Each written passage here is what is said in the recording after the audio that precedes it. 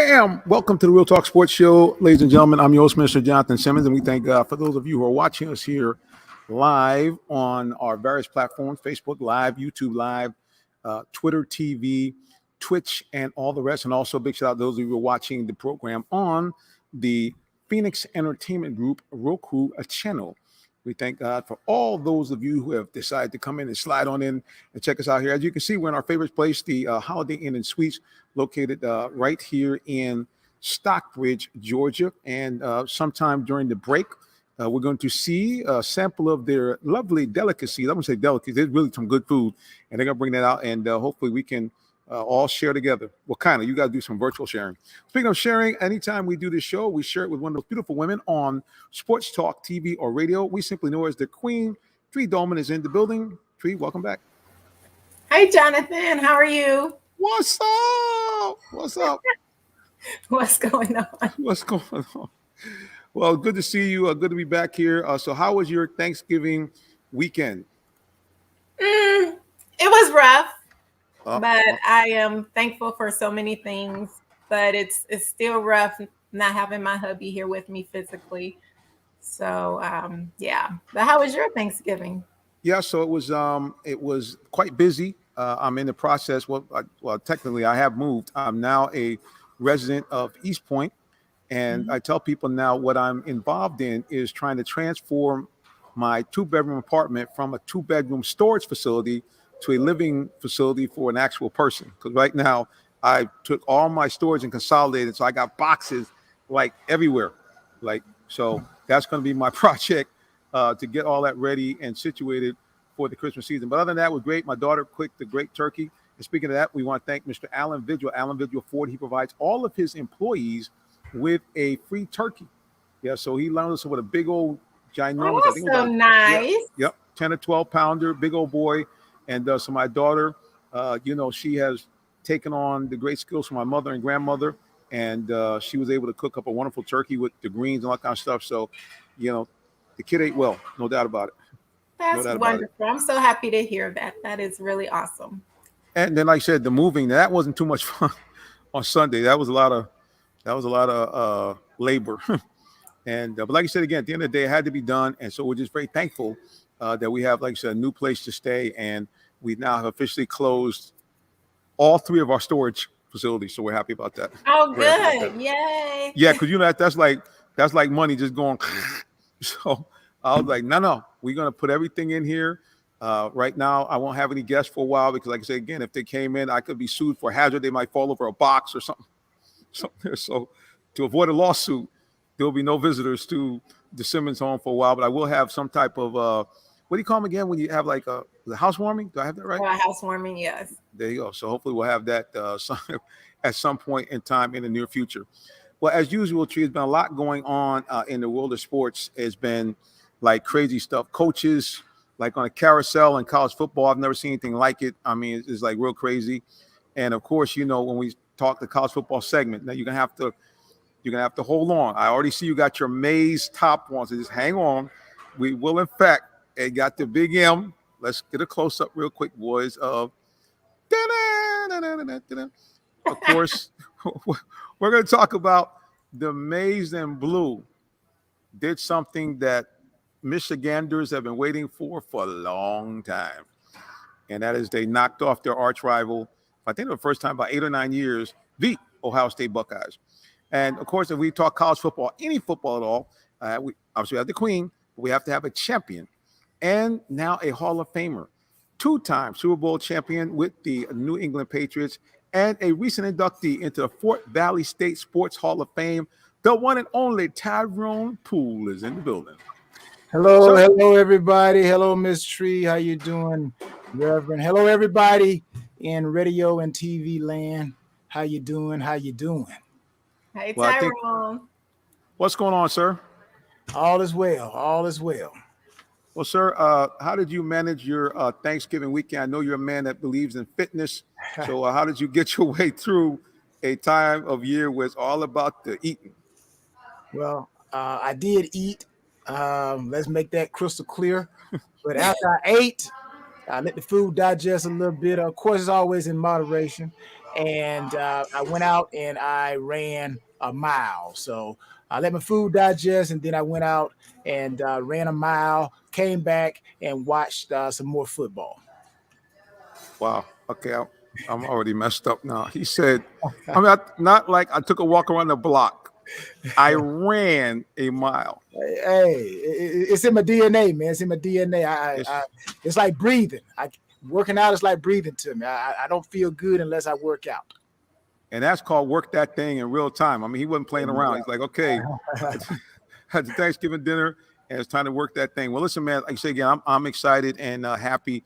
As I was telling Tree at the beginning, a lot of just a crazy weekend in college football as far as just the coaches being just everybody going every which way but loose. And as I said, we'll talk about that in just a little bit. And then, of course, in the college football segment, talk about Michigan and what's going on in the college football rankings. I think the rankings are out now. I'm trying to access them. Tyrone, have you seen them? Because I normally they come up around 8 o'clock. I don't have it in front of me right now. Yeah, I see Miss Tree. She wearing her Michigan, baby. Yes, she representing the big blue. The big blue. Yes, yeah. But yeah, Georgia's still at the top. And then you got Michigan, and then Alabama and Cincinnati. So that's how the top four right now rounded out. And I think Oklahoma State is fifth, and they have Notre Dame at sixth. Yeah, so that's like I said, we'll talk about that in more detail in the college football segment. We wanted to get that out there. Also, I want to try to see if I can access, as I was driving in, I heard one of the sports stations talk about some news breaking from Tiger Woods. So I don't know if Tiger has announced his retirement officially, but I see everybody shaking their head. Okay, Ms. Goldman, can you give me an update? I know you're a golfing person. Yeah. What's going on with Tiger Woods? Yes, and I love Tiger Woods. Let me just say that. So he had his first press conference today for his tournament, the Heroes Classic, the Heroes World Classic. And it's his golf tournament for his nonprofit organization. And so they were asking him in the press conference if he was coming back to golf. As he stated, he will be able to play in a couple of tournaments here and there, but right now he's just focusing on getting his body healthy and getting his body strong enough to play. He said that if all of the courses were par threes, then yes, he can play on the tour, but he does not see himself coming back to the tour full time because as he has already stated, his rehab is very painful, and he's just blessed to be alive and to have his limb because they were talking about amputating his leg.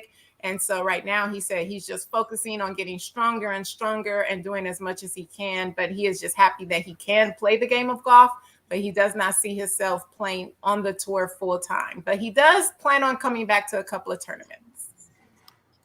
Yeah, it's just first of all, yeah, we all obviously are very happy that he survived.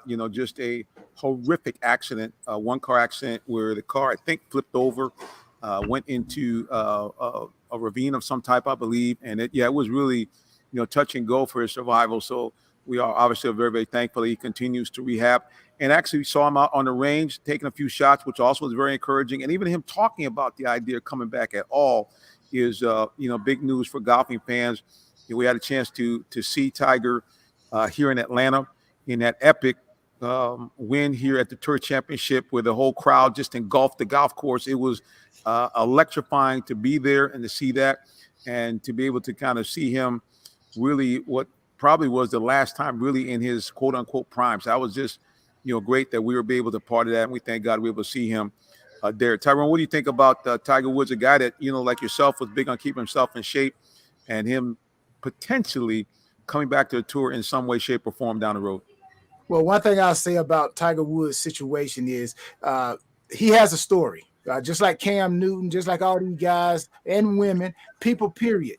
When you have something tragic happen in your life and then you bounce back from it, you got a story behind it. You got a test that turns into a testimony. So, Tiger has a great opportunity to just turn his whole whatever image or turn down the road that's going to really get people to really pay attention, because he is an influencer. He does have people that are watching him, his every move. So this is a great opportunity for him to really help out.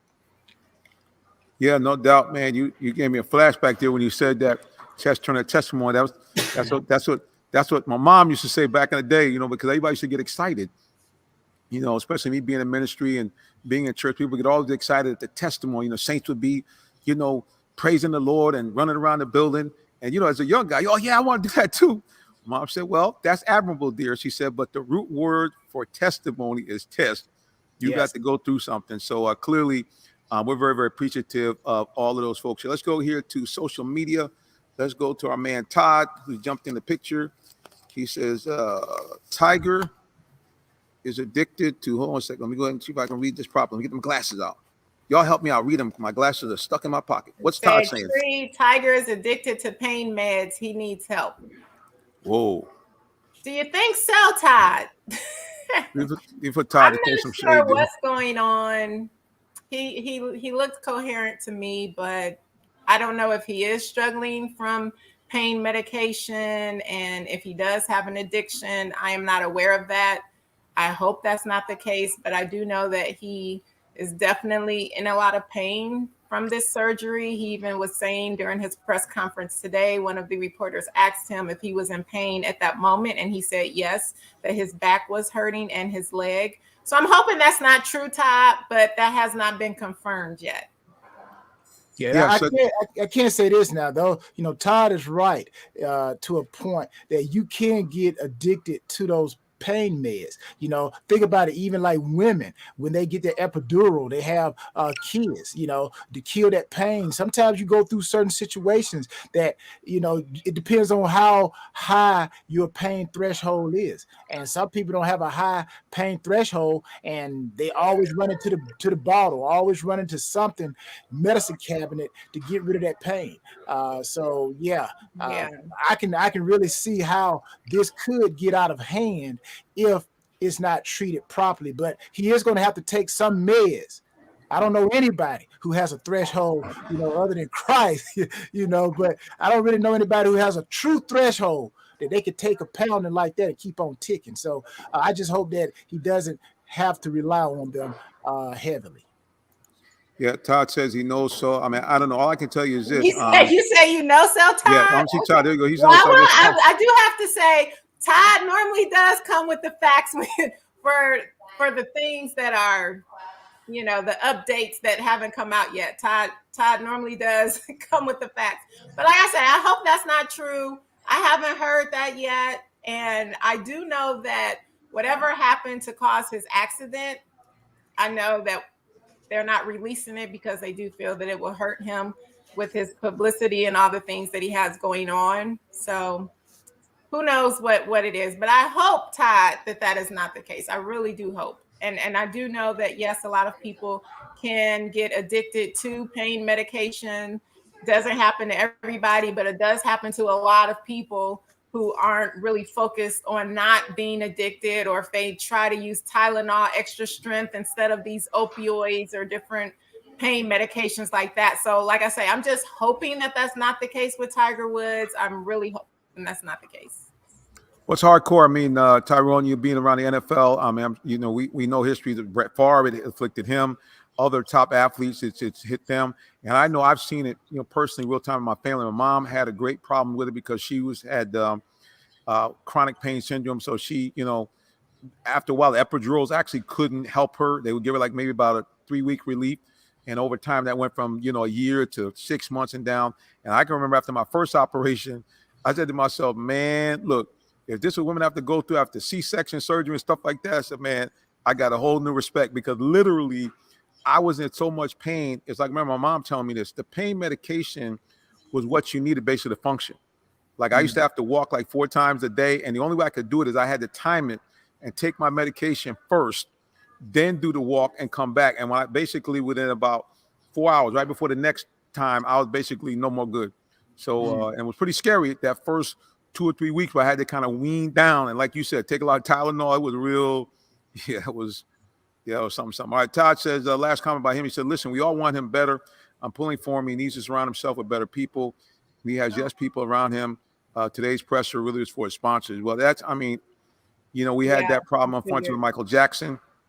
We've seen that with other people in other fields in entertainment because they're getting paid a lot of money, and they have to, in fact, perform. Yeah, see, that's the thing too. Todd, hit on a good point too.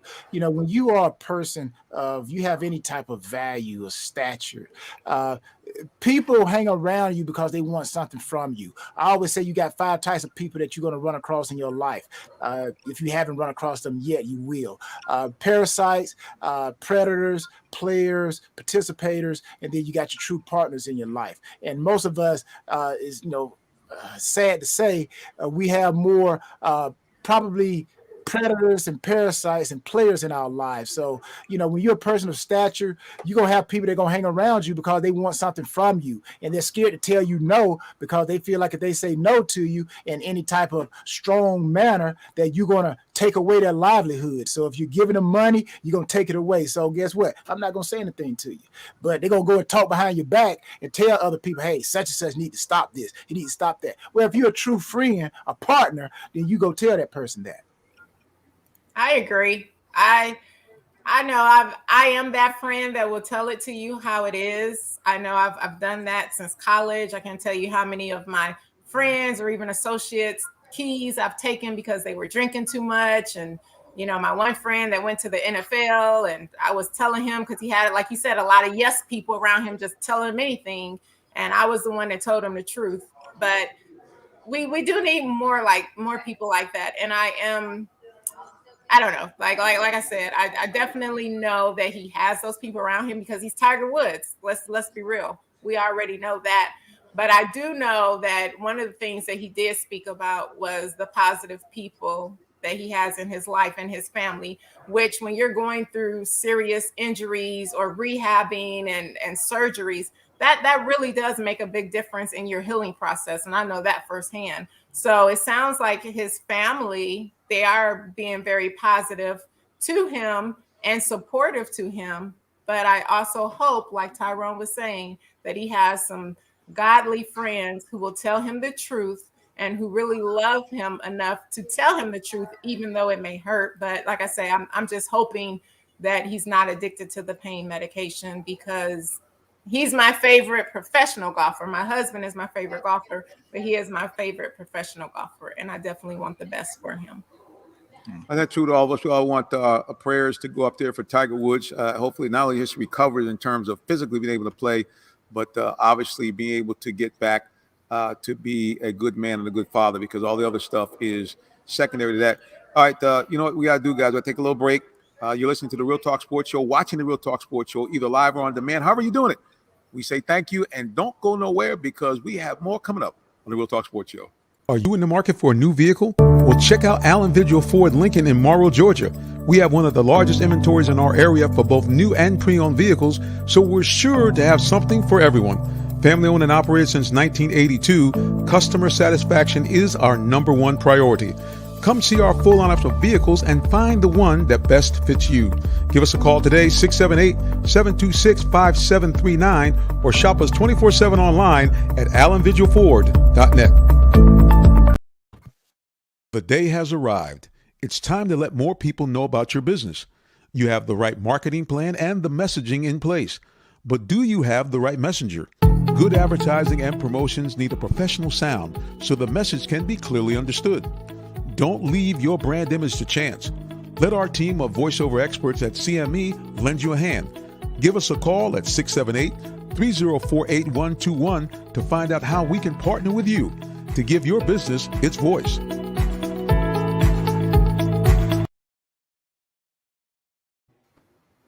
We're back here on the Real Talk Sports Show. And of course, like I said, when we come on, it's a partnership here. To my right, it is the Queen, Tree Dolman, and right underneath, it is the two-time world champion and Fort Valley State Sports Hall of Famer, Tyrone Poole.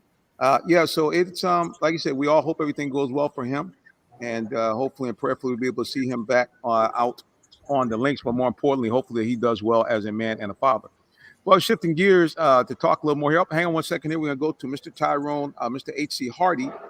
he says to understand Tiger had an authoritative figure in his life, which guided him in his career. When his father passed, the wrong people surrounded him, which misguided him. While Tiger was trying to have a comeback season, he needs to have a cutoff season as well. Nobody knows his story but God. Yeah, I mean, I told people, I mean, I'm gonna say, listen, this guy is one of the greatest basketball players of all time. So I wanted to, take a shot at him. But when I heard that Tiger was hanging around with Michael Jordan, I said, it's before Michael got remarried. I said, no, I think Tiger needs to not be with him, because face it, guy basically was a sheltered guy, father's military guy, went to Stanford. All of a sudden, you got all that money, and you get to hanging out with Mike. You might want to be like Mike. Mike, I said, Mike was a little. Tyrone laughing because Mike was notorious. But anyway, let's leave that alone. He was what? No, fill me in because I'm confused. Mike, is it bad to hang around Michael Jordan? Yeah, Mike. Like many people who are athletes and have a lot of money, he liked to have a lot of women around him. Mike was Mike. He got some stuff, and Charles Barkley was running with him for a while too. Again, they were both known to be very social animals, and I'll leave it at that. I'll just kind of. And I think that for Tiger, a guy coming again from a somewhat sheltered environment, military man as a father, not kind of really being out there intermingling with a lot of the delectable damsels. Yeah, I think that he got out there and he said, what? He just got a little wild. But anyway, all that being said, that's in the past. And like I said, we just hope that the guy will continue to grow and to get back to being the player. And like I said, more importantly, being a good father and man. All right, let's shift gears to the Atlanta Hawks. They're rolling. Tyrone, I don't know where the word got out, but them boys are rolling. Ever since you told them, hey, they got to straighten up and fly right here in the program, they in fact have straightened up and fly right. And I think they won 6 consecutive games, if I have it right. Yeah, they actually were on a good roll. I went and did a little bit of in-depth look at the Hawks, man. And I said, this is real talk sports, so we got to give them real information. Now, if we go back and look at and I'll be very quick with these notes, from November 14th to November 26th, the Hawks 7-0, of course. They had 7 wins, all right? Now, what I noticed in that win, and this may be very elementary information, but it's very important. The Hawks scored in that 7-game streak 843 points, which actually averaged out to 120 points a game. Now, when you go and look at when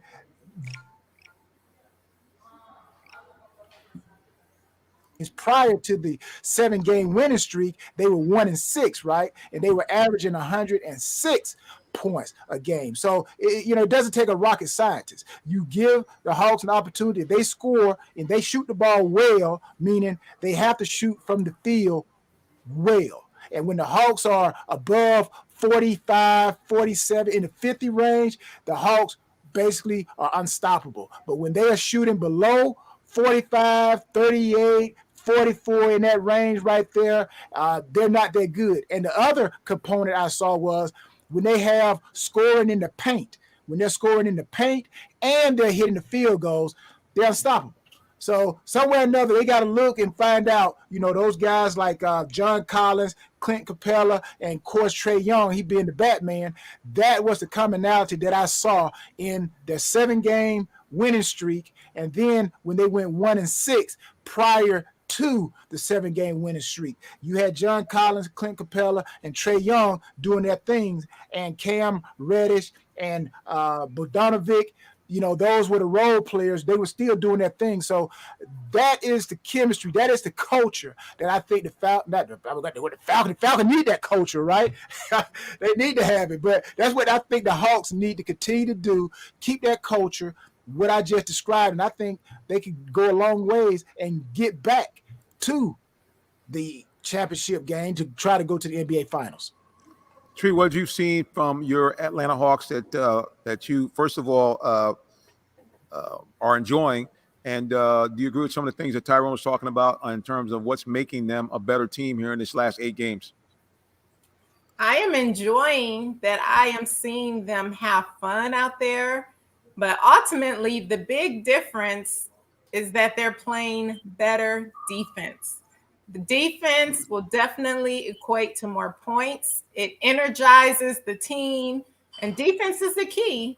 So many people just focus on offense, but I feel like when the Hawks are focusing on defense, they actually play better on offense, and I think that is also good. They're feeling it. They're feeling their shots. They're playing cohesive, and they're playing as one unit. They're moving the ball. I mean, I'm loving the basketball that I'm seeing from the Hawks right now. And I agree with Tyrone that if we can continue, excuse me, to keep this up, then I definitely see the Hawks going far in the playoffs and hopefully, you never know, playing for an NBA title. Yeah, so the biggest thing I think Tyrone hit on is their shooting percentage and efficiency. One of the things the Hawks were having a big problem with in those first in that big losing streak is that they were not being efficient, especially from the floor. Trae Young was shooting at under 40%. He was shooting under 33% at one point from three. And if you look at some of his stats here, I pulled up some of his stats. If you look at this winning streak, let's look at the month of November here, where he really ratcheted up his game, became much more efficient in his shooting. We look here against the Jazz, 10 of 21, almost 50%, 9 of 16 against the Nuggets, over 50%, 16 of 26 against the Bucks. That's almost 62%, 9 of 21, again, just under 50%. Had bad night against the Celtics, 4 of 12, against the Hornets, 5 of 15, but right back again against the Thunder, 9 of 20, 14 of 22 against the Spurs, 12 of 16 against the Grizzlies, and then again, just under 50% against the Knicks at 10 of 22. And of course, during that time period, let's look at some of the numbers he put up. 42 against the Bucks, 30 against the Thunder, 31 against the Spurs, 33 against the Knicks. And it's not so much of the scoring, but it's the scoring effectiveness. Is that efficiency, Tyrone, that we talk about. I mean, there's a lot of guys can score 30 points if they launch up, 30 shots and they hit only 10 of them. But that's really been the big key. The Hawks have been able to be much more efficient. And you talked about this a couple of weeks ago. Stop settling for threes. I mean, you got to just get the points where they can. So yeah, the Hawks look like must-see TV, and I think they really do have a shot of winning something. Let's look at Todd here. Let's see what he's saying. He's saying, I believe the Braves winning it all has motivated the Hawks. He said, Tyrone, look at the timeline.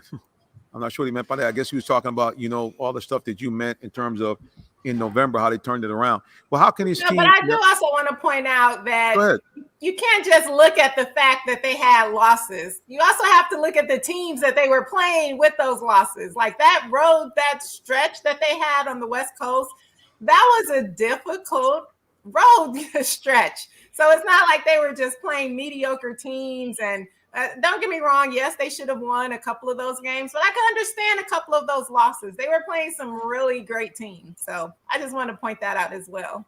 Yeah, I think the key again is you have to have cohesiveness on your team. I know Tree mentioned defense, and I know Minister, you mentioned Trae Young scoring a lot of points. But again, the commonality that I saw when I looked at the 7 games that they won straight, and then prior to that they went 1-6.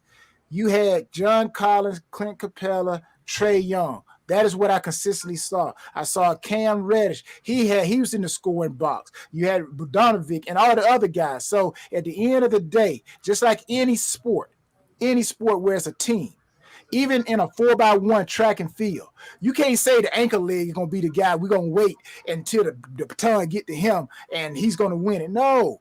The first leg got to have a great start, and then the second leg got to continue to build. The third leg got to build, and the ankle leg got to do his job. So that's how I see sports and anything that you do. Everybody just has to do their job, and that's what I saw, what I just described.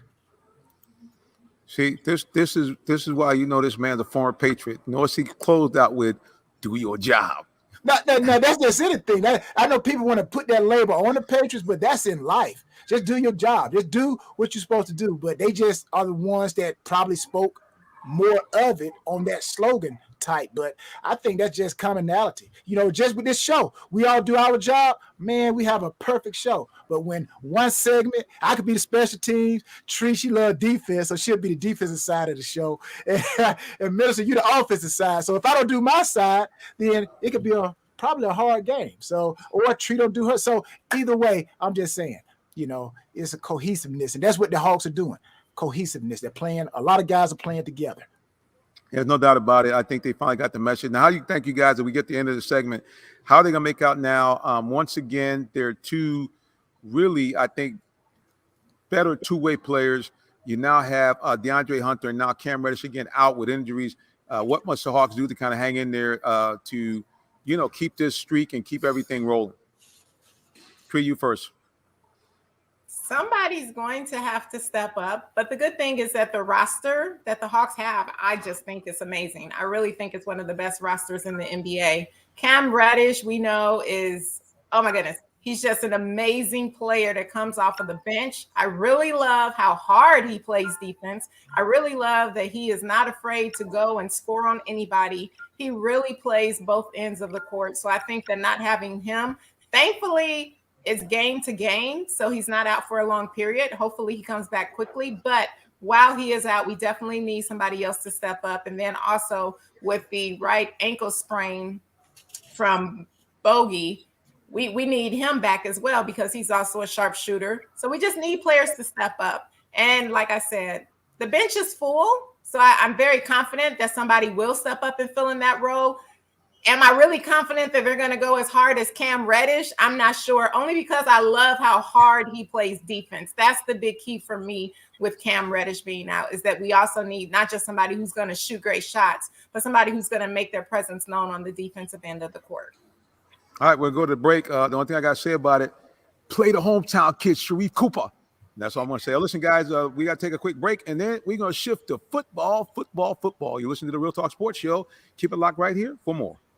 Did you know that Allen Vigil Ford in Morrow, Georgia also has Lincoln? Over 35 years of using the Vigil Touch to provide excellent customer service, works hand in hand with the Lincoln Motor Company to provide a luxurious and seamless way to acquire your next luxury vehicle. Lincoln has an array of full-service complimentary owner benefits. These benefits include hospitality partnerships, service pickup and delivery, all which can be accessed through the Lincoln Way app. You can even contact the 24/7 concierge to have someone assist you. Come and see our great inventory of new and pre-owned Lincolns today. Call 678-364-7345 to make an appointment with one of our brand champions or shop 24/7 online at allenvigillincoln.net.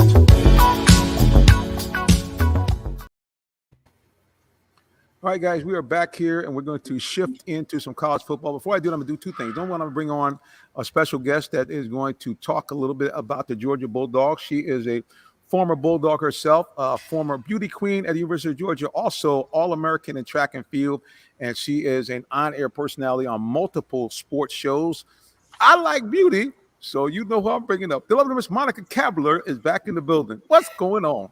Jonathan, you always hook me up. I appreciate you. How you guys doing? Hey, Monica. So good to have you back on the show. And sweet November blessings to you. I hear you have a birthday this month, just like me. Oh. Belated blessings. Thank you. A happy belated birthday to you. Mm-hmm.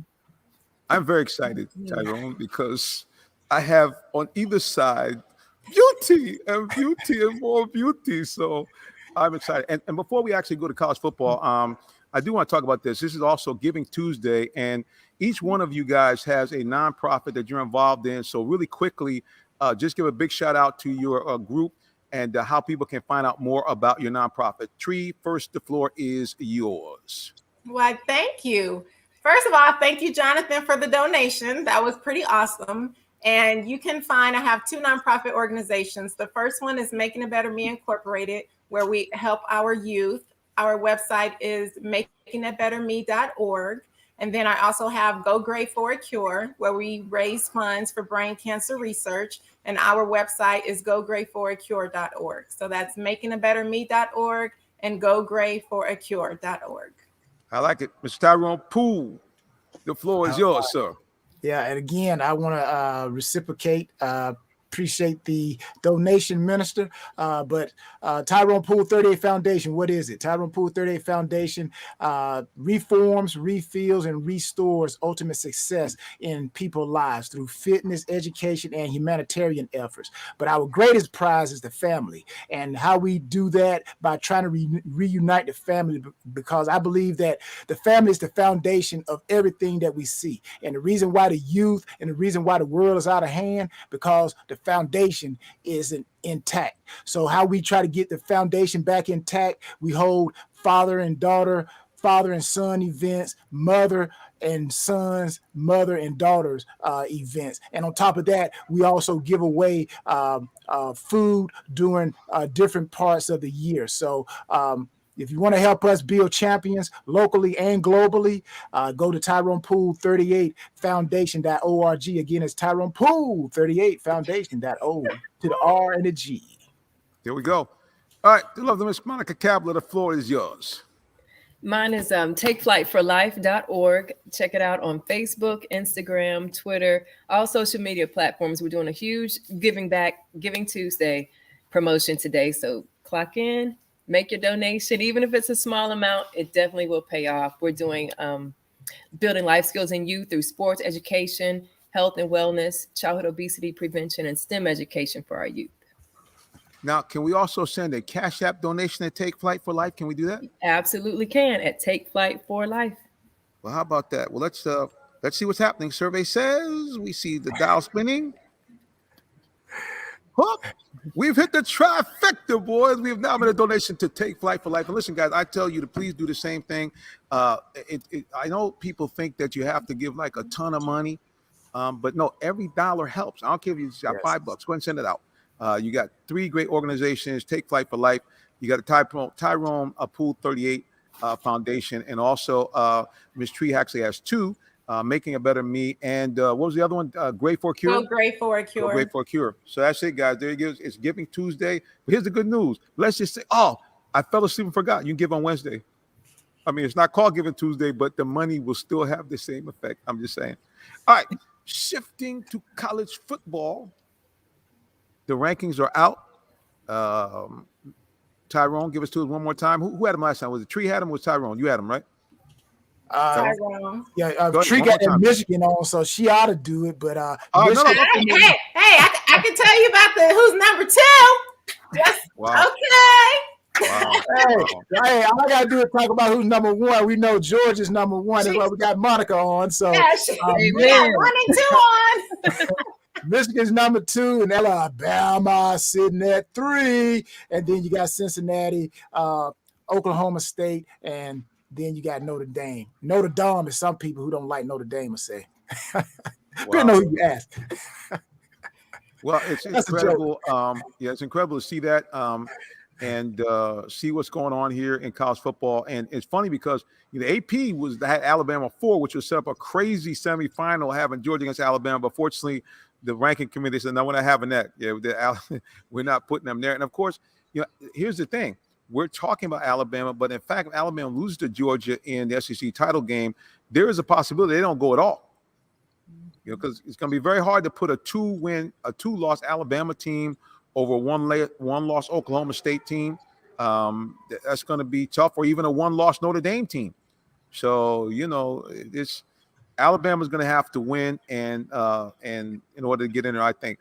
Well, speaking of Georgia, and Georgia is number 1. Monica, tell us a little bit about, first of all, your feelings about your Bulldogs being back in the hunt, and kind of give us a little recap of the last time they were in the college football playoffs. Man, Georgia's, they're hitting on all cylinders right now. I mean, defense just made history. They're the first defense to hold all first 12 opponents under 17 since the 70s. Coaching, everything has just been on point. I remember the last time I personally saw them was at the Rose Bowl in LA. It was the most amazing game you could ever imagine. I swear it came down to the wire. I mean, I'm expecting them to just represent at SEC this weekend just the same way. Well, yeah, it should be lit here in Atlanta with Georgia being back in it and obviously facing against Alabama and trying to get some get back. So I'm sure that all of Dog Nation will be out in full force. Here in Atlanta. I know you guys will. Yes, our alumni will be in so full effect on Saturday. You already know.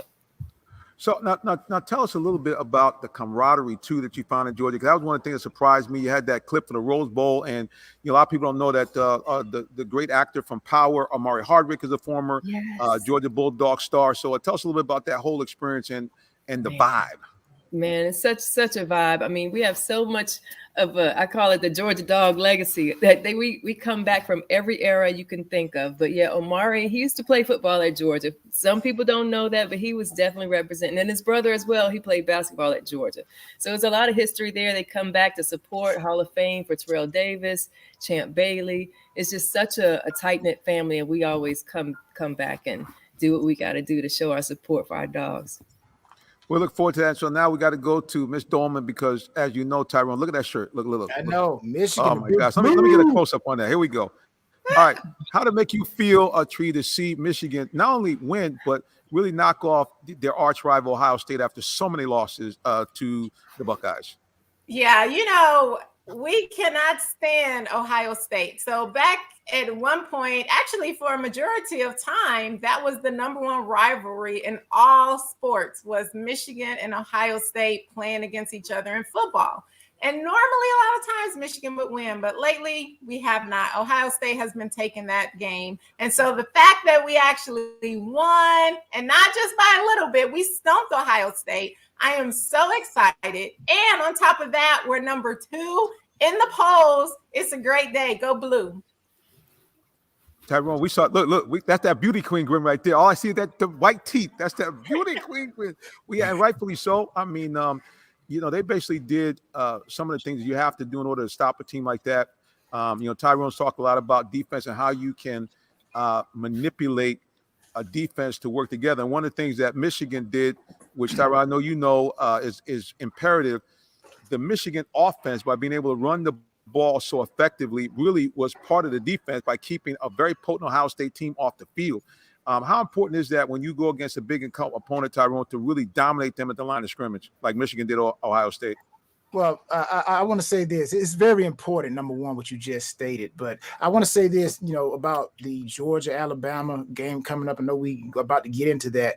But, Alabama kind of scares me a little bit. When I say scares me, and as a player, when I look at Georgia, I don't think Georgia this season has had that wipe your forehead type of game. And what I mean by that is you look at how they played. They played dominant pretty much the whole year. And if there is a wipe your forehead game, Alabama just had that last week against Auburn. That's that we should have lost that game there, Jack, but we found a way to win. So with that being said, that's why they scare me. And then Alabama, basically their total offense, they're putting up I think they're 7th with 341 yards a game. And Georgia really is not even in the top, 20 when it comes to total offense. And defensively, both of them are right there with one another. When it comes to sack, Alabama can get to the quarterback just as well as Georgia. Georgia is ranked 3rd. Alabama is ranked 3rd with 43 sacks, and Georgia is ranked 4th, tied with Clemson with 41 sacks. Now, when it comes to rush defense, they're both right up there, 3 and 4. So really, I think it's going to come down to the intangibles, which is the coaching. Who's going to be able to call the right plays at the right time to get the ball into their players' hands to make the right play? So that is why Alabama scares me going into this championship, this SEC game. But going back to what you said, Jonathan, yes, it's very imperative. And I like Michigan defense. They're 8th in the country. They're doing very good. They're strong against the run too. So I like Michigan. Well, I think we got everybody's got their work cut out for them. Monica, any trepidation at all from Dog Nation as far as, first of all, you got your nemesis coming up here in the SEC title game? Yeah, it's definitely going to be a redemption vibe, especially with Coach Smart. He used to work under Coach Saban. So things didn't work out the last time we faced, but we definitely will have redemption in that dome this time. Don't you worry. No doubt. And I think, if I'm not mistaken, I'm not sure if any of his former assistants have actually beaten him head to head. So this is going to be it, because Kirby has been considered really the best of his assistants. So we're going to see what's happening here. Just want to give you a background of what Tyrone's talking about, the idea of why Alabama is scary. First of all, you got a quarterback that can sling it as well as move around the pocket. Bryce Young, almost 4,000 yards passing for the Crimson Tide. And anybody, unless you were asleep, that epic 90-plus yard just overtime thriller that he marched his team down with his feet and with his arm. Yeah, so Bryce Young is definitely going to be a trouble for the Bulldogs, because the one thing that everybody said before the season, they had some wonder about the defensive backfield. Could the Georgia defensive backfield, if the front seven couldn't do their job, be able to hold up against a passing offense? So we're going to find out here very, very soon. One thing you're going to find out here is that we like to talk about all kinds of sports. So we're going to shift now to some football, NFL football, lots of stuff going on there, and we're going to bring on some more people. But you won't know if you don't keep it locked right here on the Real Talk Sports Show. We'll be right back. Don't go anywhere. Thank you, please. Are you in the market for a new vehicle? Well, check out Allen Vigil Ford Lincoln in Morrow, Georgia. We have one of the largest inventories in our area for both new and pre-owned vehicles, so we're sure to have something for everyone. Family owned and operated since 1982, customer satisfaction is our number one priority. Come see our full lineup of vehicles and find the one that best fits you. Give us a call today, 678-726-5739, or shop us 24/7 online at allenvigilford.net. Guys, you're watching, listening either live or via archive of the Real Talk Sports Show. I'm your host, Mr. Jonathan Simmons, and around the horn we go. We have the Queen, Miss Tree Dolman. We have the Super Bowl champion and Fort Valley State Sports Hall of Famer, Mr. Tyrone Poole, and former All-American track star and beauty queen and on-air talent, the lovely Miss Monica Kabler, in the building. Well, before we shift to NFL football, guys, I want to go around the panel real quick. What do you guys think about the coaching carousel that got loose during the weekend? I mean, everybody's going everywhere. So let's ask the question first. Tyrone, I'll go to you. What do you think about Brian Kelly leaving Notre Dame to go to the Tigers of LSU? Well, the only thing I'll say about that move there, I don't think he's deserving of the money that he got to go to LSU, but I understand LSU is a big program, and the reason why I say that, he didn't do anything really at Notre Dame. So I'm like, that's the only argument that I have. He's a real good coach, but at the end of the day, he's going to LSU. He's coming back into, coming down south again in the SEC. And, he's going to have to put forth a lot of work, because remember, we got Oklahoma and Texas coming into the SEC. So it ain't going to be an easy chore. Should I say. No doubt. It's going to be some work to be done. And also, you look at what's going on there out west. I mean, Monica, you saw Oklahoma play before, but how about Lincoln Riley heading out to the Glamour Boys out west in USC? That's going to be a huge one. Just from a Rose Bowl perspective, I mean, they've always been in that mix. I think there's going to be so much love for him in LA. So we're going to be excited about that. Yeah, pretty crazy. And then we have the gentleman, the head coach from the Raging Cajuns of Louisiana Lafayette, going to the Florida Gators. So, yeah, good stuff going on here. It's real crazy stuff. And we're wondering who's going to be next. I think one guy's going to be on the hot seat. Well, he's been on the hot seat, is right here in our backyard, the head coach from Georgia Tech. You can't lose 2 games by 5 kind score, 110-0, and not have people on your back.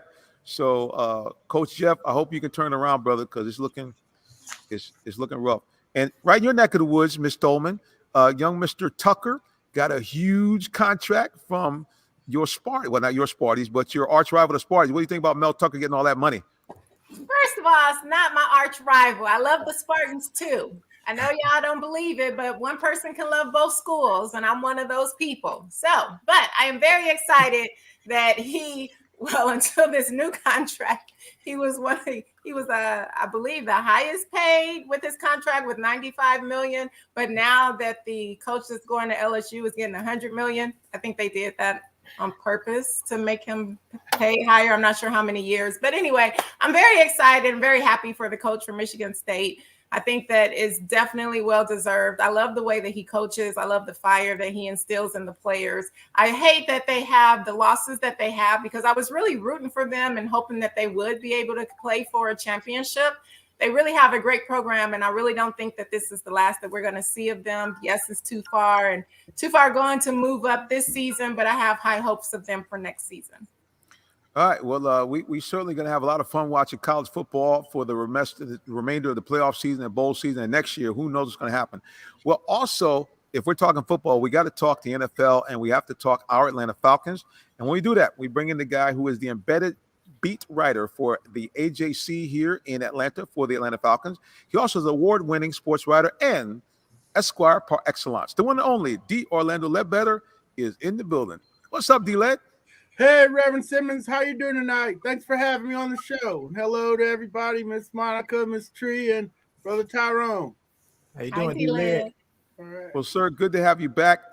We now have, in fact, another win by the Falcons. What was the key to their victory last week, D-Led? Well, Cordarrelle Patterson returned to the lineup and rushed the ball for 108 yards and 2 touchdowns. Night and day. They were able to get a 21-3 lead. Didn't close out the game like, you want a winning team to do, but the defense came on and got enough stops against Trevor Lawrence to pull out the victory and lift the Falcons to 5-6 on the season. That's incredible that, technically speaking, the Falcons, with all the nonsense going on, are still technically in the playoff hunt in the National Football League. That's why I said playoffs. Yes, they are, Reverend, because the NFC doesn't have teams pulling away. 5-6, maybe 9-8 will get you that 7th spot this year. So might as well keep playing. There aren't a lot of teams that are just better than them. That they'll meet one of them this Sunday though, and the Tampa Bay Buccaneers. But who's scared of Carolina? Who's scared of the Saints? Who's scared of Detroit? Those are 3 more wins. So that can get you to 8.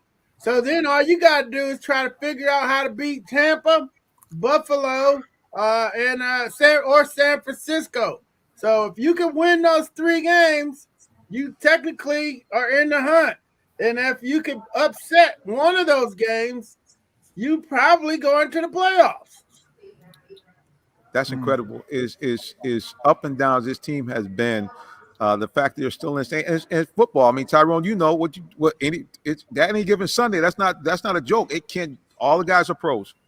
Yeah, and see, that's the thing people miss out on, and don't think about. When you're talking about a professional league, those are the best of the best. And usually the reason why they're not winning is because somewhere or another, as I use the acronym SOOT, they are not understanding, they're not speaking the same language, they're not understanding the same thing, and they're not thinking the same way offensively, defensively, or special teams. But as far as talent, every team got speed, every team has a smart quarterback. It's just that for some reason they're not clicking. So that's, like you said, any given Sunday, and that's the reason why any given Sunday can happen. Yeah, I think it's going to be interesting to see what the Falcons can do now. So, D-Led, we first of all, 2 questions. 1, has there been any update on the Calvin Ridley situation? And 2, what are some of the things that the Falcons can take from what they did in this victory to at least be competitive against Tampa Bay, who they were for about 2.5 quarters the last time they played them? Yeah, no official updates on Calvin Ridley. So we're taking the team at its word.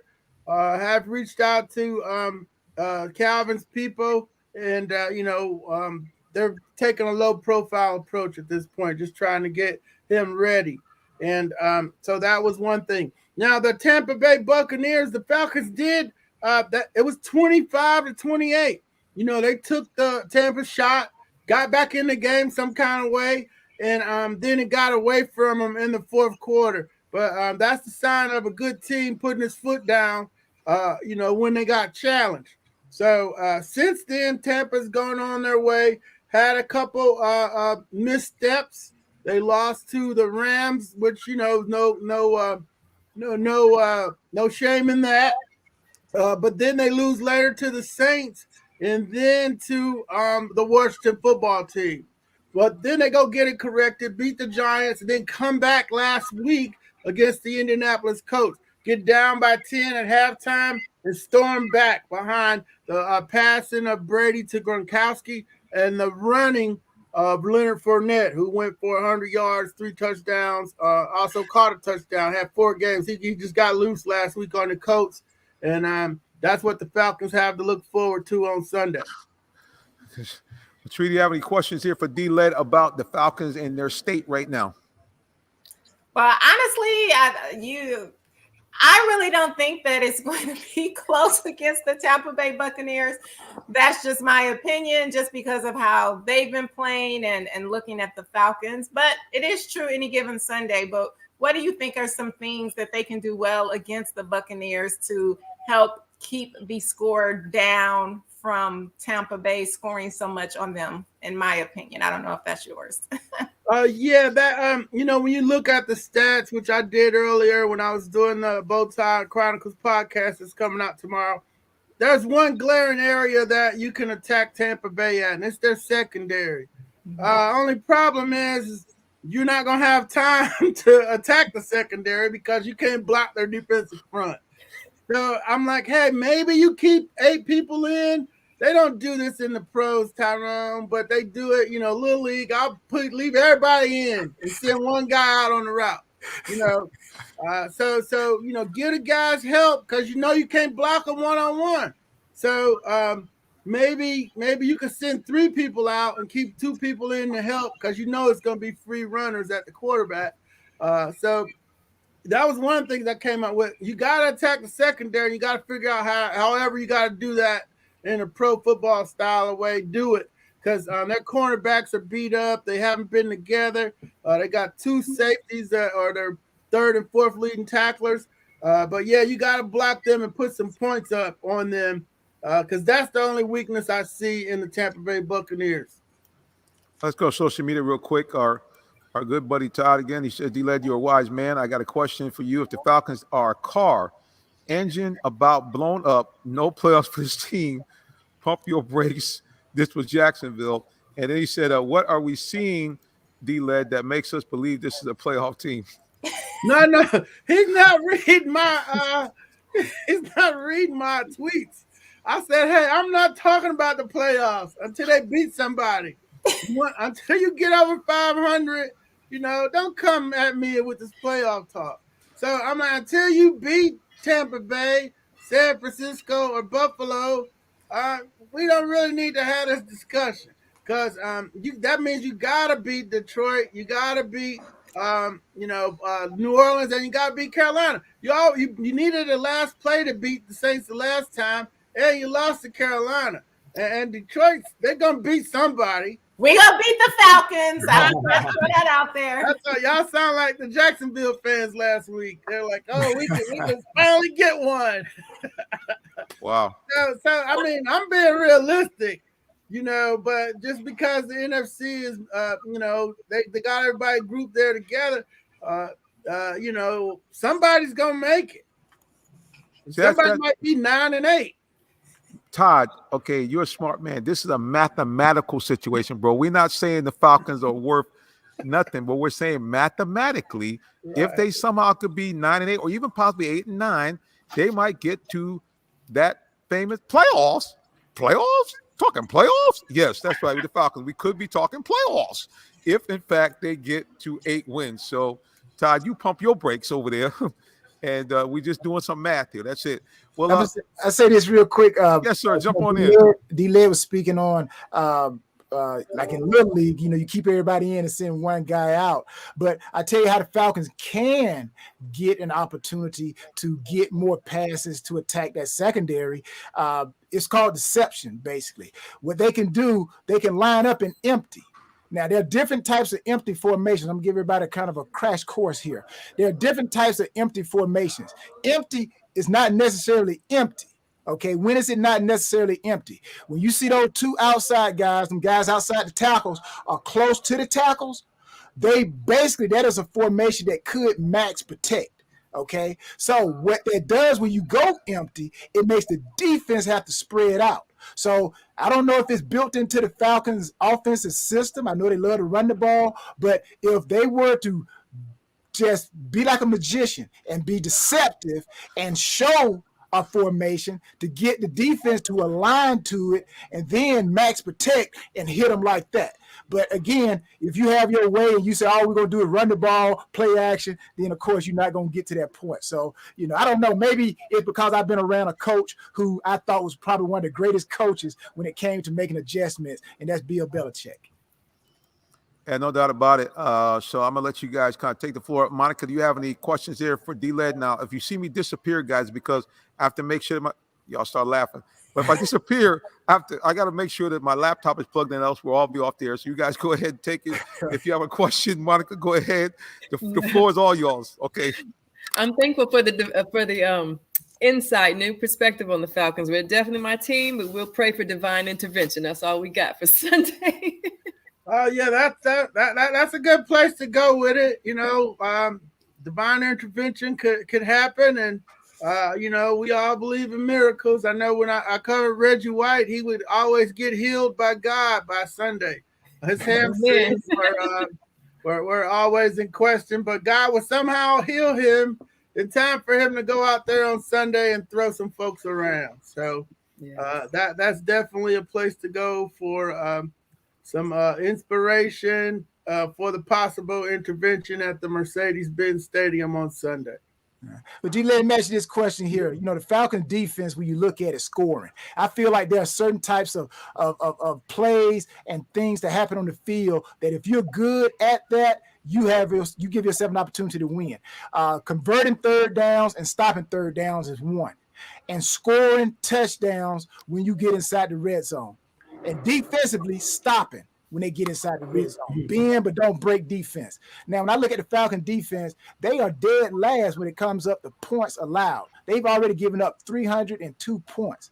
They're last. Now, I'm talking about playoffs, just like Jonathan stole Coach Mora.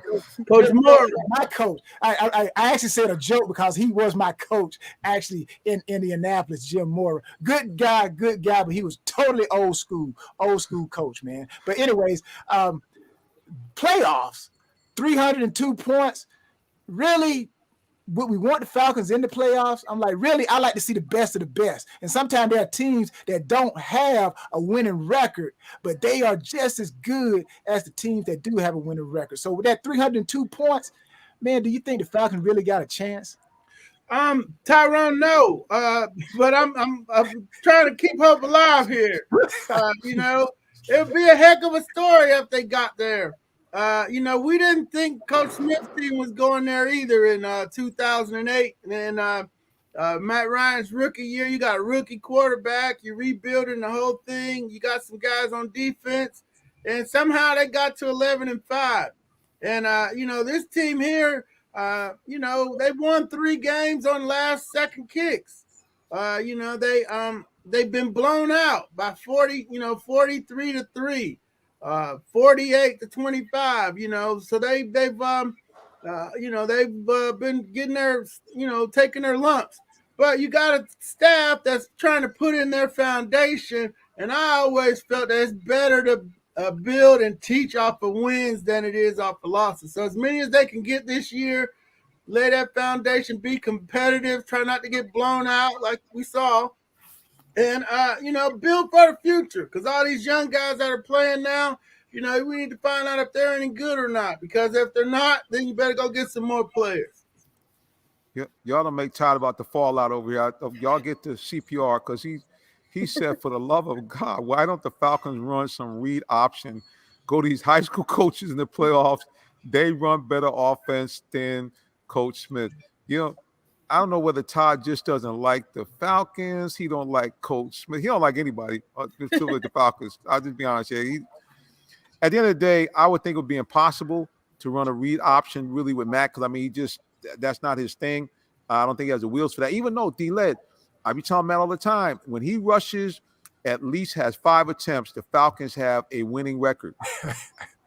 Yeah, and they have Reverend run some read option with Felipe Franks. Right.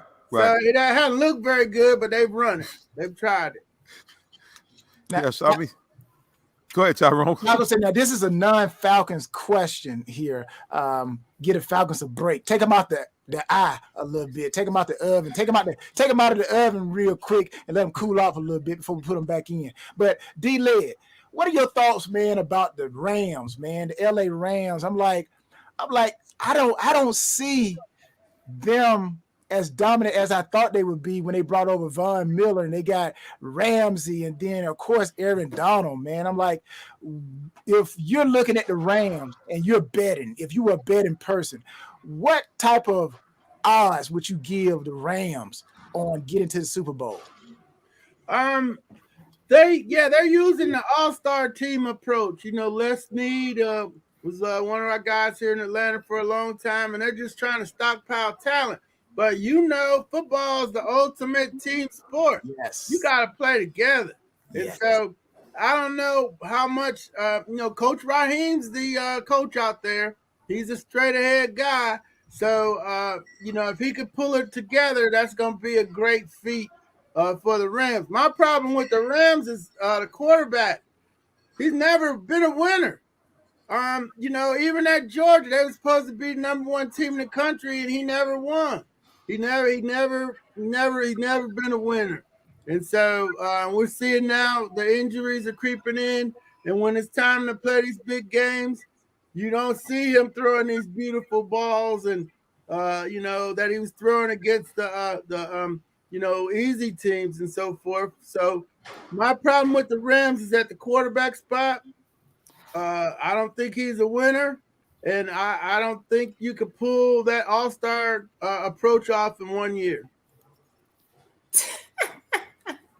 Well, I just want to say that I would agree.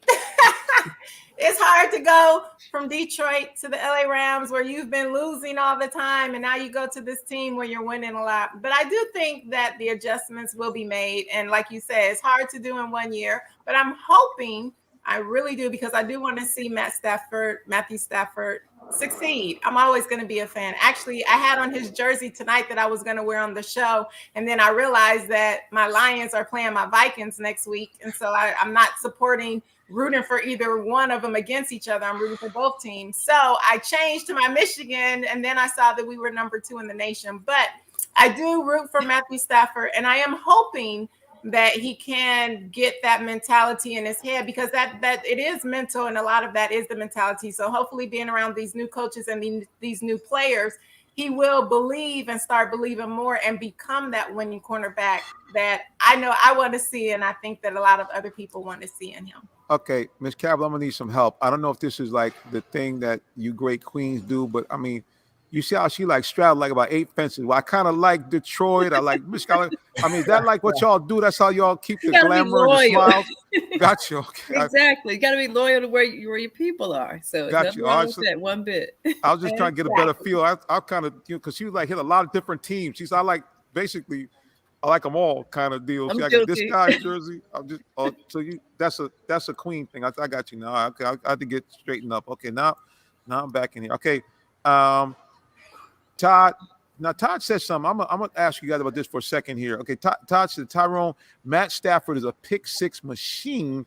His history is boneheaded plays. That's the problem. Okay, Todd. I don't know if you understand how this works, bro. I mean, let me help you out. Okay. I want you to look in the top middle of the screen. See that beauty? I want to see the bottom corner. That beauty. Why would you aggravate these women and just talk about Detroit being terrible and Stafford, a former Georgia quarterback? Todd, I'm gonna have to school you offline, bro. You can't do it like that.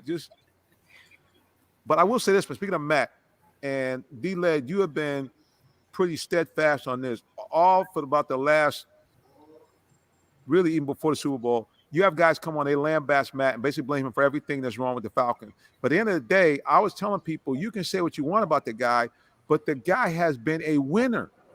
He has taken this team to the playoffs on multiple occasions. He's taken them to 2 NFC championships in the Super Bowl. All these guys, they want these gunslingers, like they compare Matt Stafford and what's his name, just retired, Phillip Rivers over in San Diego. All these Atlanta guys, we want these guys, the big arms.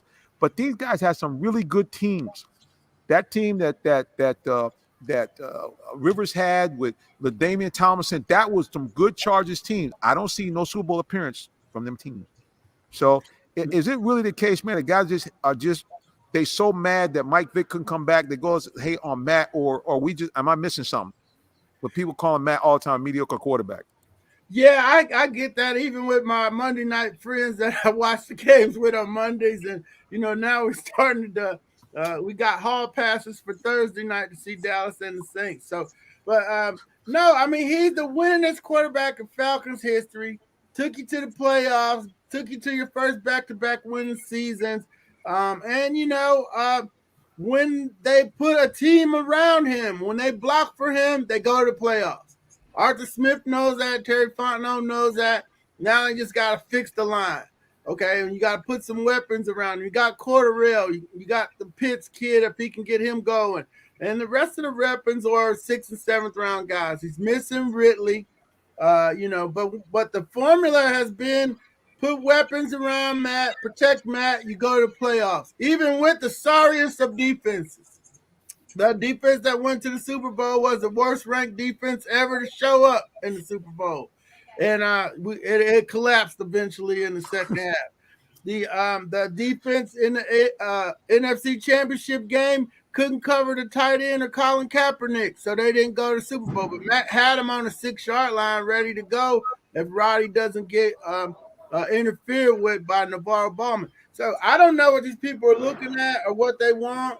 They're just ignoring the man's record and the time that he's spent in the city and all the good work he's done for the city. Also donating money, raising millions for children in healthcare of Atlanta, and donating to progressive social action programs during the protest last year. I don't know what these people want.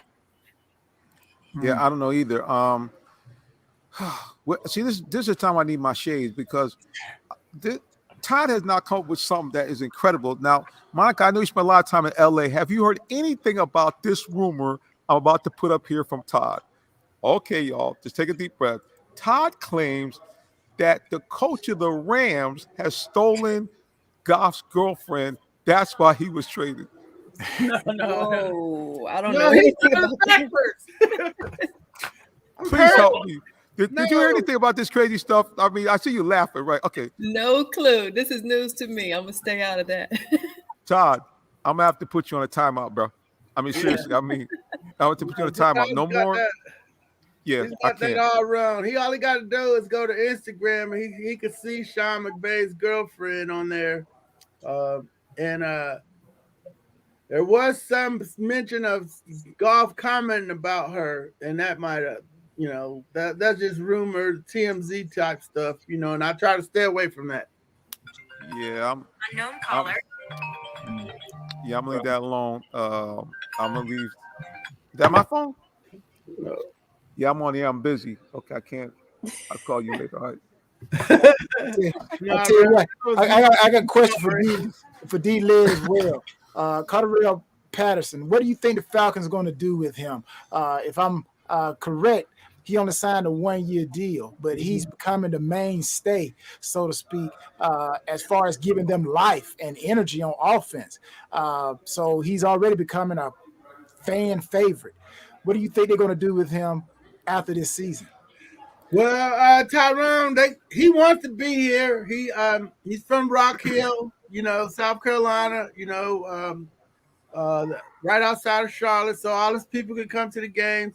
Now, they only paid him $3 million last year. Now the price is going up. So how much do you have for him? That's going to be the issue with the salary cap. But, Matt Ryan's salary cap number for next year is $48 million. But, they'll lower that.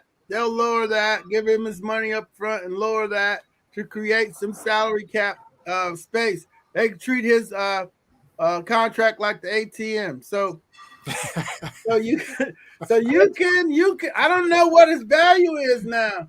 His value to the Falcons is pretty high, but he had his chance to be a free agent several other times before, and he couldn't get a lot of money. So at 30, this is time for him to go for that. I haven't looked at it, but 6 million, six to 8. I don't know what the going running rate is for top level running backs. Oh, yes, I do. I saw it the other day. It's 12 million. You got like all these 12 million running backs hurt right now. Derrick Henry, Christian McCaffrey, the 12 million crew. So, closest he can get to 12 million, do it. And it might not be here in Atlanta. Yeah, it's going to be interesting. And this the other thing that's kind of intrigued me. So now, if the Falcons somehow can get to 500 and Cordero continues to play like this, I mean, could he be like a top 5 candidate for MVP? Because clearly the difference with the Falcons playing with him or out him are just, we saw it last Sunday.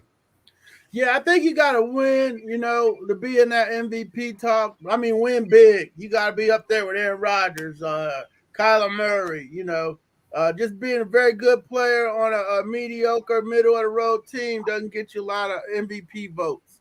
He'll be their MVP, and he'll get an extra piece of chicken at the team banquet and everything.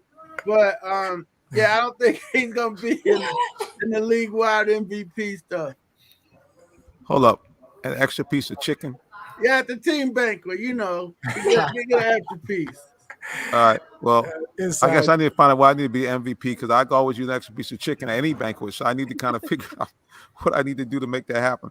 Well, I need to be Matt Ryan's yes man. So I know we talked about yes man earlier. I need to be Matt Ryan's yes man. Like D. Les said, he's just an ATM machine. They just back him up and say, hey, we need to restructure. Pouring out. He just walk away with it, man. So. Listen, man, at the end of the day, I mean, you got to do what it takes, man. I mean, really, I hope that now here we go again. He says, Tyrone, for Matt to get $48 million, that's almost $4 million a game, Tyrone. He said, let's suit up. I know, right? I love it. He said, let's suit up. So you play football too, Todd, huh? Okay.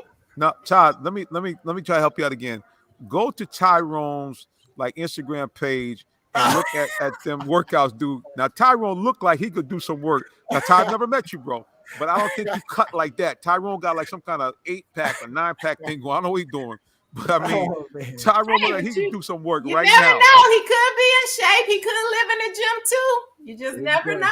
All right, no, okay. I don't want to say nothing because see, I'm out here. Y'all in the house. I'm out here in the public. They can come get me. So I'm gonna just I'll put no shit on anybody. I'm a public venue, security in here. So man, I love everybody, y'all. I hope you got a 10-pack, bro. I mean, good for you. I ain't seen it, Tyrone. I done seen this, but you. I'm just saying, I hope everybody does well. All right, so we kind of chopped it up here with these Falcons, and I think we kind of can see, what they need to do. It's the same story. You guys talked about, the idea, making fun about keeping everybody in, but several times I heard them talking about last week, the Falcons going to a 2-man route. Now, I'm thinking that's Mac protect. All they got is 2 receivers out, but Tyrone, help me out. Is that what that means? Literally, when they say got 2-man route, you only got 2 receivers out? Well, D-Leg can back me up and add on to this. Technically, you can only send out five people. Right. So to send out two people, it depends on what down it is. Sometimes when they send out two players or 2-man route, usually it's going to be some type of high-low. You're going to have one guy run a post or other guy run a drag coming across. But I don't think that's very effective as far as moving the ball down the field when it comes to passing, running a 2-man route, because basically all you got to do is play cover 2. And you shut down all that. So I think you got to get everybody mixed in. You got to use all 5 people, send out 4 and then have that running back, which is the 5th, to check down just for the quarterback if he go through his progression. And the first route is not open, 2nd, 3rd, 4th, check it down to the running back and pick up those run plays or pass plays, as Bill Walsh would say. The short pass is an extension of the run. So, hey, that's when you dump it down to that running back and pick up what you can. And D-Les, is that what they meant? Because I just heard that a couple of times last week, this whole idea about 2-man route. And is that why they like Mike Davis a lot more than any of the other backs on 3rd down? Yeah, it's a combo route. Yeah, Tyrone's got different route combinations. and they're usually in the same area. And then you got to check down in another area. So to take something away from it. They also checked down to Keith Smith last week, the fullback, who had the nice run where he ran over somebody, used a stiff arm and so forth. And we're going to see Tampa Bay check it down a lot to Leonard Fournette. He had 7 catches and was talking to Bruce Arians on Monday, and he was like, hey, those 4-yard gains turn into 6 and 7-yard gains. And then when he makes you miss, it turns into 13-yard gains. And, he might not make you miss. He might just drag you for a couple extra yards, because he's a big dude at 240. So Mike Davis has been – he had a good 18-yard run on a check down last week. But, he hasn't been very elusive on those check downs. So we did see some Keith Smith. Maybe we get some Wayne Gallman. But, yeah, you got to have those check downs. The two-person routes, they're just talking about a combination route there. Gotcha. I just wasn't sure. I kept hearing them mention that. Well, we want to give salutations and greetings to our good buddy Todd. He says, y'all, it's been fun. I'm heading to do some push-ups. All right.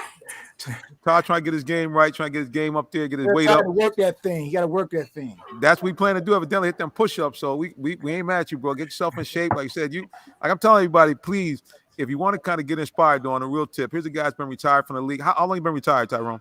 4 years, 2 years? 1 year? I'm sorry, say that again. How long you been retired from the league? How long? I left the game in 2009. So, all right. Yeah. So I'm just telling you guys, go look for a guy who's been out of the league for a decade. Yeah, he's working that thing, no doubt. And so I'm trying to do the same. You can tell by my muscular appearance on.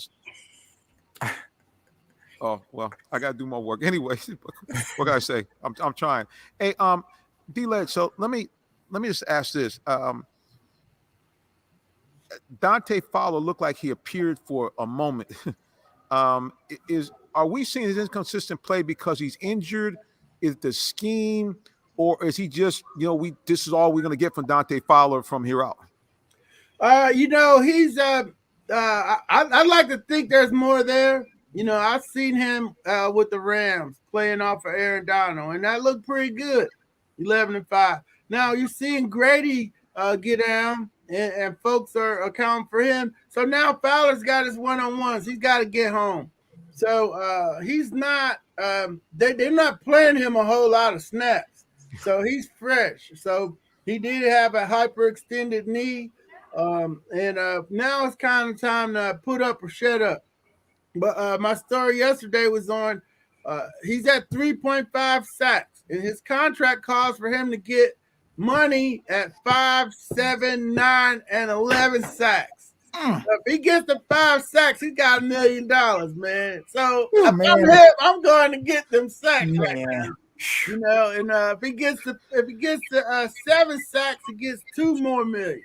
He gets to 9, he got 3. And if he gets to 11 sacks, he got $4 million coming his way. So if we don't see nothing else the rest of the season, we're going to see Fowler getting him some sacks, or at least going for it. Exactly. I'm like, man, you know what? If I'm Fowler, I'm telling AJ Terrell, I'm telling all them guys in that back end, boy, y'all about to cover. Because if I get these sacks, man, I'm buying everybody something. I'm buying you something. You're going to be happy with it. So you help me get my money, I'm going to help you be even more happier. Come on, DPs. Call up that blitz, man. I'm trying to get my money. Right. Yeah, but the only problem is they trying to get sacks too, so they're not going to help you get sacks because they want them for themselves. Yeah, but they don't have the incentives in their contract like he does. So they, he might, he's got a little extra incentive in there. Look, I like Tyrone's plan. I pull a guy and say, look here, man, here's how this works. Okay, I'm going to break some off. For every time I get mine, y'all going to get yours. So I'm just saying, if y'all can, if I get that $2 million, I'm gonna have to drop 20, 30, 40 to all y'all, or maybe I might even drop a big one. So yeah, that's the idea of them incentives. Spread the wealth.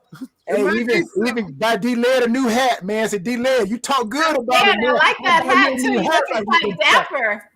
Thank you. Yeah, D-Led, listen. See, I'm gonna tell you guys gotta go to his Instagram page as well, D Orlando Led. Yeah, because he always does the bow tie check-in when he gets to the press box. And this guy's got an assortment of bow ties and fedoras. Y'all, if you want to see the well-heeled man, y'all need to go and check him out. Yep, because he got that fedora and he got the bow tie. No doubt about it. No doubt about it. Looking around the NFL, I'm going to ask each one of you guys, in terms of watching these teams, it's been real crazy. We thought the Bills were going to be a dominant team this year. They've been up and down. We thought the Chiefs were a shoo-in for postseason. They've been kind of up and down. Who do you guys right now pick as your kind of top two teams that you think might be able to get at least to the championship, if not the Super Bowl? Ms. Dolman, I'm going to put you on the spot, ask you first. Who are your two favorites that you think might do some work in postseason? Well, I won't call them my favorites, but these are the teams that I think will go and play for a Super Bowl. The first one, I definitely think Tampa Bay Buccaneers. I know a lot of people may not think that they'll get there this year, but as most of us have learned over the years, is that you never want to count out Tom Brady. And not just him, but we have Gronk back healthy. His team, they're starting to gel a little. They still have some improvements to make, but I think that once it gets closer to the end of the season, for them, it's go time. Even though it's always go time, but this is more go time because they definitely want to play for another championship to defend their title. The second team, I really am up in the air with who they will play against at this time, just because there have been so many teams that you think are really dominating and then things happen. And, so I really can't give you a second pick of who I think they will be playing against right now. Of course, I would love to see the LA Rams doing well. Like I said, I'm rooting for Matthew Stafford, and there's some teams out there, Kansas City Chiefs. So I don't know. It's too up in the air for me to say right now, but I definitely can say the Tampa Bay Buccaneers. Tyrone, who do you like? You know what? I'm going to start off just talking about a little on each conference or each division. The Cowboys, I really think they're too up and down, man. The Cowboys, I don't know if they want to be Cowboys or they want to be Indians. I don't know what they're doing out there, but Jerry Jones, he trying to build it back. The Cards, I think the Cardinals have the ability, they have the talent. The Rams, just like D-Led says, Matthew Stafford, I agree, he is the Achilles heel, so to speak, with them. The Packers, I really like the Packers, man. If the Packers keep winning, and I don't care if you're the Cards or the Cardinals or you're the Rams or the Buccaneers, nobody wants to go up in Lambeau in January, brother. I'm telling you, I've been there. It gets cold, man, and they are used to that stuff. And when I look at the AFC, I'm talking about, the Patriots. I think they're beginning to hit their stride. I think Bill Belichick is doing a great job with Matt, and it's just going to be amazing to see what they do. Defensively, they're playing great. Offensively, they're coming around. The Chiefs, I think if Andy Reid and Mahomes, if they can find their magic again, and they can get back to that prominent land. The Ravens, I'm still not sold on Lamar Jackson. I like him. I'm still not sold on him. Tennessee, Derrick Henry, of course. The question going to be when he comes back, how much will he get back to rare form like he was? D-Led, who are your two picks you think to get to the bowl? Yeah, I've been, in the NFC, I think it's going to be it's three teams there you got to look at seriously. The Packers, the Bucks, and the Arizona Cardinals. So Dallas, offense, but, the defenses gave up 509 yards. And, they got problems right now. Coach is out, and Coach Dan Quinn will be coaching the Cowboys on Thursday night. Coach Mike's out with COVID. So I need to see if they're legit or not, but Green Bay's definitely legit. Tampa Bay's legit. And I can't write off Arizona in the NFC. So in the AFC, man, New England is looking mighty good right now with the young quarterback, and that defense looking pretty stout. So, a lot of folks have figured out what to do with Kansas City's offense, play that double high safety, make him be patient, don't let little Tyreek just keep running past you. So it was the Wall Street Journal article that referred to that. But I pointed it out when the Falcons played them last year, I was like, they're going to copy Raheem Morris's defense. And people have been studying it because the Falcons held the Chiefs down with a far less superior defense than they've been facing. So that was signaled. But yeah, so Kansas City, the Patriots in the AFC, a lot of these teams we thought the Browns were legit. They're not legit. Lamar is not just just that whole episode with him and Baker throwing back-to-back interceptions to each other. Their whole passing game is, hey, make it look like I'm gonna run around and then I'm gonna throw it up in the air deep. That's their passing attack. I don't know if you can win the Super Bowl with that. It's gonna Buffalo. I'm not ready to write them off, but I'm thinking, we might see a New England Green Bay Super Bowl here in Los Angeles this season. Well, since Los Angeles is the home of Hollywood, and Hollywood, you have. Uh-oh. Oh, yeah, I think we kind of. Okay, there we go. There we go. Wow. You're talking about Hollywood.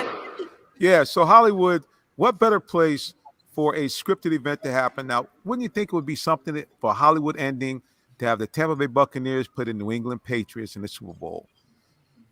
So don't be surprised if those It'd be a two teams, really good game. right? Oh, that would be how the hype meter would be off the charts. The charts, baby. That'd be 2 weeks of all kinds of good Super Bowl hype. That'd be awesome. Yeah. So don't be surprised if you don't see that come about. Well, guys, you know what time it is. It's time to go. So we're gonna go around the room and let everybody else know where they can be found or heard or seen. First, we're going to go to the Orlando Ledbetter. The floor is yours. Thank you, Reverend. Yeah, you can find me on Twitter at DOrlandoAJC. My Instagram is DOrlandoLed. And you can find all your Falcons coverage on AJC.com and our Facebook page, Atlanta Falcons News Now. Thank you for having me. Thank Hit you. it, man. Gotta hit it, man. Hey! Oh, there we go. All right, D. Let's see you next time. I love it. All right, Tyrone Poole, the floor is yours. Man, I tell you what, man, to see D-Leg hit that sign, boy, I think Yes, that's sir. better than seeing Ray Lewis come out the tunnel, man. That's what I'm talking about. Yeah, but hey, you can find me at all social media, Tyrone Poole 38, Tyrone Poole 38, all social media. Thank you, Reverend. Always a pleasure, Miss Tree, and thank you all for watching and listening. I was on time this time. Tyrone Poole 38. I got it. All right, see you next week. Tree Dolman, the floor is yours. Hello, everyone. I do want to say my nonprofit, now we are doing a toy drive for the Children's Hospital of Atlanta Scottish Rite. So you can go to makingabetterme.org to see information about that. It will be put up tomorrow if you want to support or sponsor for children in the hospital for Christmas. I do want to say that you can also find me on all social media at It's Latresa, as well as Ms. America International 2021. Thank you. And one of these days I'll get that fixed, doggone it. All right. All right, guys, well, you may not know me, but anyway, I'm the minister, Jonathan Simmons. That's why I am a real live minister. And it's always my great blessing to be here on the program.